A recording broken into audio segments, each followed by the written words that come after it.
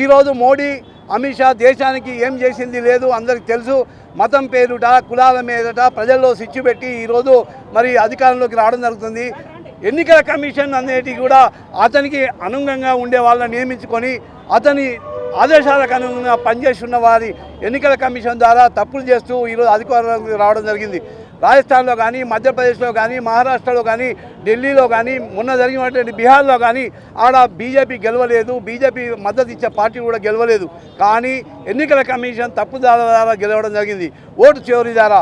మీకు అందరికీ తెలుసు, ఈరోజు ఎన్నికలు ఎక్కడుంటే ఆ రాష్ట్రంలో మరి 50 లక్షలు, 70 లక్షలు, కోటి ఈ విధంగా ప్రతిపక్ష పార్టీల పడే ఓట్లను తీసేస్తూ ఉన్నారు ఎన్నికల ముందు. అది గమనించాలి. ఈరోజు వాళ్ళు గెలిచేది కూడా ఆ తీసేసిన ఓట్ల ద్వారా పక్కకు పోయిన తర్వాతనే వాళ్ళు గెలుస్తూ ఉన్నారు దొడ్డిదారిను.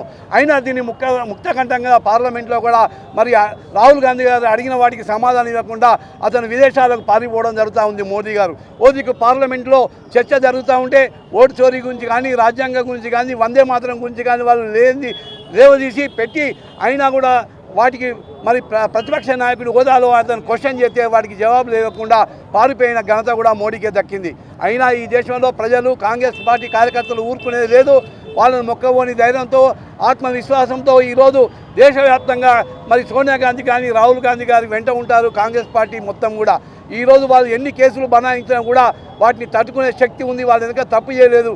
వాళ్ళు కేవలం మల్లెపూ లాంటి జీవిత చరిత్ర తెలిసిన పుస్తకం, వాళ్ళ త్యాగాల కుటుంబం. ఇవాళ సోనియా గాంధీ గారు వారి కళ్ళ ముందట అత్తను కోల్పోవడం జరిగింది, ఆమె కళ్ళ ముందట భర్తను కోల్పోవడం జరిగింది. అయినా కూడా ఆయన రాజకీయాలు వద్దు అని చెప్పి ఉంటే దేశ ప్రజలందరూ కూడా ముక్త కంఠంతో సోనియా గాంధీ కావాలి, వారి నాయకత్వం కావాలని చెప్పి కోరిక మీద 7 సంవత్సరాల తర్వాత, భర్త చనిపోయిన తర్వాత 7 సంవత్సరాల తర్వాత కాంగ్రెస్ పార్టీ కార్యకర్తలు, దేశ ప్రజలందరూ ముక్త కంఠంతో కోరుకుంటే రాజకీయాల్లో చేస్తూ ఉన్నది. రాజకీయాలు చేసి కూడా వాళ్ళ స్వార్థం కోసం పనిచేయడం లేదు, దేశం కోసం, దేశ అభివృద్ధి కోసం పనిచేస్తూ ఉన్నారు నిరంతరం. వాళ్ళకి ఎలాంటి మోజు కూడా లేదు అధికారంలో. మరి ఇలాంటి వాటిని మీకు తీవ్రంగా ఖండిస్తూ